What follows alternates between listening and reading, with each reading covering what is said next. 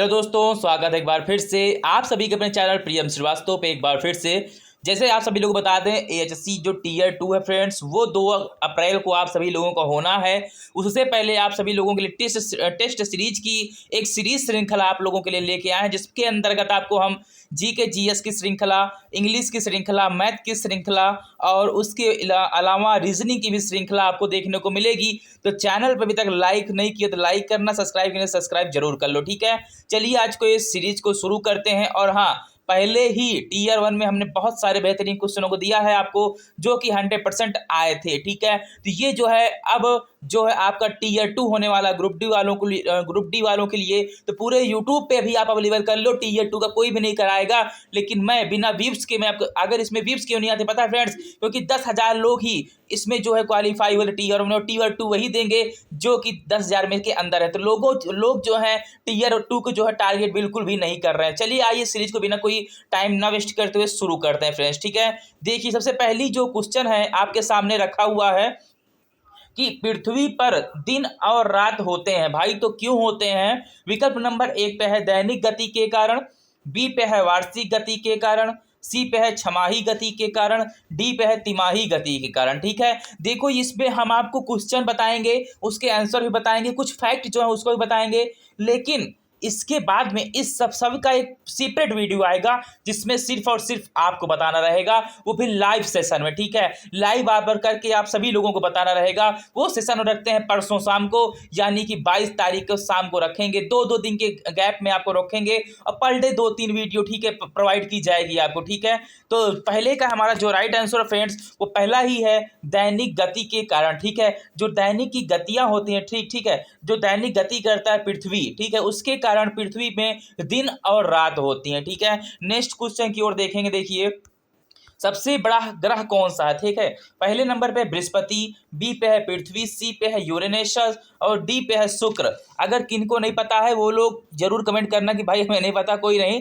देखिए इसका जो राइट आंसर फ्रेंड्स वो है बृहस्पति। ठीक है, सबसे बड़ा ग्रह जो है वो क्या है, बृहस्पति जो है सबसे बड़ा ग्रह है। ठीक है, तीसरा नंबर क्वेश्चन देखेंगे, सबसे छोटा ग्रह क्या है। ठीक है, अभी भूगोल से कुछ क्रिएटेड क्वेश्चन है, ध्यान से समझ लीजिए, क्योंकि बहुत से ऐसे क्वेश्चन है जो आ जाते हैं, क्योंकि मैंने भी जो है बहुत से लोगों का जो पेपर दिया था, सॉल्व पेपर देखा था कैसे आ रहे हैं ग्रुप डी के। फिलहाल इसको सीरीज को आप देख लो, उसके नेक्स्ट श्रृंखला में आपको हम जिस तरह जो है क्या बोलते हैं लाइन मिलाने वाले, ठीक है, जिसे रिक्त बोलते हैं, ठीक है, रिक्तियों को भरना एवं उसको कंबाइन मिलाने वाला, उसको भी हम दोनों क्वेश्चन आपको सॉल्व करवाने वाले हैं। 100 को टोटल मिला के 200-300 क्वेश्चन आपको सॉल्व करवाएंगे, जिसमें से 100% आने वाला है। ठीक है फ्रेंड्स, तो तीसरे का जो हमारा राइट आंसर है फ्रेंड्स वो सी है, बुध जो है सबसे छोटा ग्रह। ठीक है, चौथा नंबर देखेंगे, अगुलहास धारा किस महासागर में बनती है। ठीक है, अगुलहास धारा किस महासागर में बनती है। विकल्प ए पे है प्रशांत महासागर, बी पे है हिंद महासागर, सी पे है आर्कटिक महासागर, डी पे है अन्य।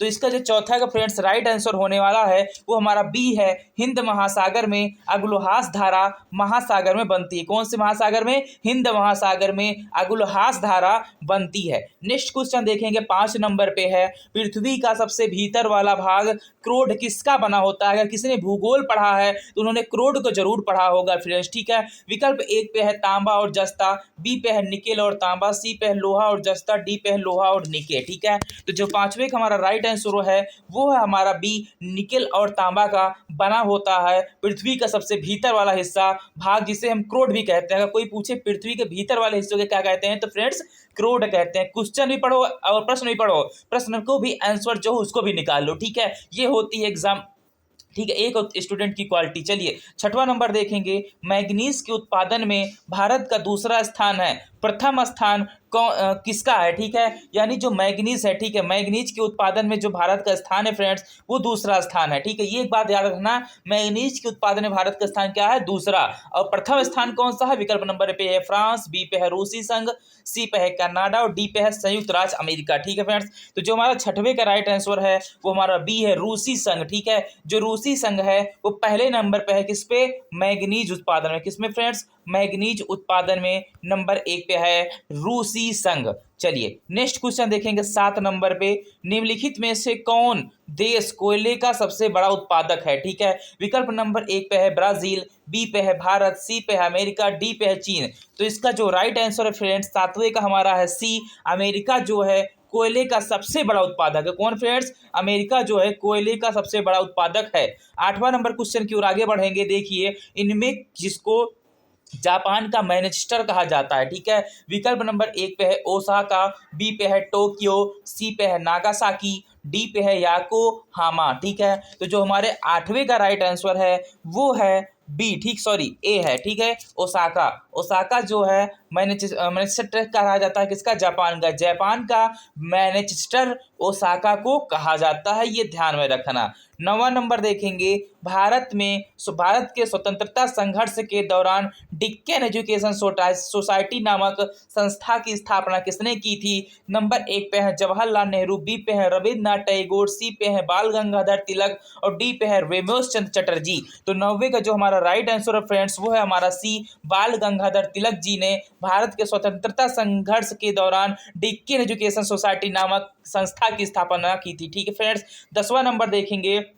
1857 के समय भारत का गवर्नर जनरल कौन था? विकल्प नंबर 1 पे है लॉर्ड कैनिंग, बी पे है नील आर्मस्ट्रांग, सी पे है जॉन मथाई, डी पे है अन्य। तो जो 10वां का हमारा राइट आंसर होने वाला है वो एक है लॉर्ड कैनिंग। कौन थे? 1857 के गदर के समय लॉर्ड कैनिंग जो है भारत का गवर्नर था। नेक्स्ट क्वेश्चन 11 नंबर पे देखेंगे, भारत, ठीक है, भारतीयों के लिए नारा किस संस्था ने दिया था? यानी भारत भारतीयों के लिए नारा किस संस्था ने दिया था? विकल्प नंबर 1 पे है आशासकीय संस्था, बी पे है आर्य समाज ने, सी पे है ब्रह्म समाज ने और डी पे है हमारा अन्य। तो फ्रेंड्स जो इसका राइट आंसर होने वाला है वो बी है, आर्य समाज ने कहा था भारत भारतीयों के लिए है। ठीक है, इसका ये आर्य समाज एक संस्था है, भी ध्यान देना, आर्य समाज संस्था ने कहा था भारत भारतीयों के लिए है।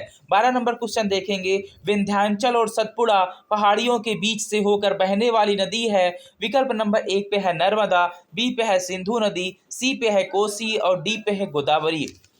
तो जो 12 का हमारा राइट आंसर फ्रेंड्स वो नंबर 1 है नर्मदा। विंध्याचल और सतपुड़ा पहाड़ियों के बीच से होने वाली बहने वाली जो नदी है वो है हमारी नर्मदा नदी। नेक्स्ट क्वेश्चन देखेंगे 13 नंबर पे। 13 नंबर पे दिया गया है इन्वेस्टर प्रोटेक्शन फंड, यानी इन्वेस्टर प्रोटेक्शन फंड किस संस्था ने स्थापित किया है? विकल्प नंबर 1 पे है पूंजी मुद्दे ने, बी पे है डीएलफी ने, सी पे है सेबी ने और डी पे हमारा दिया गया है एन ने। तो फ्रेंड्स 13वें का हमारा जो राइट आंसर होने वाला है वो हमारा होता है सी, यानी सेबी ने इन्वेस्टर प्रोटेक्शन फंड की स्थापना की थी। चलिए 14 नंबर क्वेश्चन की ओर बढ़ते हैं। उसमें आगे बढ़ने से पहले चैनल पर नए हो तो जरूर सब्सक्राइब कर लो, क्योंकि इसके बाद भी बहुत सारी अपडेट आने वाली हैं, इससे जुड़ी बहुत सारी सीरीज चलने वाली हैं, जिससे आप पीछे ना हट जाओ। 10,000 में से 1600 वैकेंसीज केवल हैं, आपको 16 में से एक आना है। चलिए तो आगे वीडियो देखने के लिए जरूर सब्सक्राइब करके रखना। 14वां नंबर हमारा क्वेश्चन है कि कुंडापुर एवं करवार कच्छ वनस्पति स्थान कहाँ स्थित है? ध्यान देना,